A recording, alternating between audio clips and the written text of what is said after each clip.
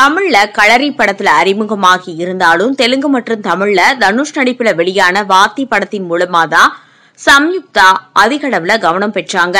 அதன் பிறகு கடந்த 2023ஆம் ஆண்டு தெலுங்குல வெளியான விருபாக்ஷா படத்தின் மூலமா மிகப்பெரிய அளவுல கவனம் பெற்றாங்க. தற்போது பாலிவுட்ல கால் பதிச்சிருக்காங்க. மகாராக்னி படத்துல நடிக்க இருக்காங்க. சரண் தேஜ் இப்படத்தை இயக்குகிறாரு. 27 வருடங்களுக்கு அப்புறமா பிரபுதேவாவும் கஜோலும் இணைந்து நடிக்கின்றனர்.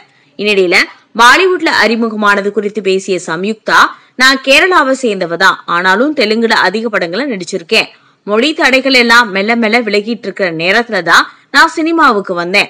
இன்றைய சூழல்ல பார்வையாளர்கள் மொழி கடந்து படங்களை பார்க்க தொடங்கிட்டாங்க. தெலுங்கு நடிகர்கள் இந்தியிலும், இந்தி நடிகர்கள் மற்ற மொழிகளையும் நடிக்கிறாங்க. பாலிவுட்டுக்கு வரும்போது உங்கள் திறமைகளை வளர்த்து கொள்ள வேண்டும். அங்கு ஆரோக்கியமான போட்டி அதிகமா இருக்குது. இந்தி சினிமாவுக்கும் தென்னிந்திய சினிமாவுக்குமான இடைவெளி குறைந்து வருகிறது. மகாராக்னி படத்துல கஜோலின் தங்கையாக நடிக்கிறேன். இந்த படத்துல என்னுடைய கதாபாத்திரம் மிகவும் சுவாரஸ்யமாக இருக்கும்.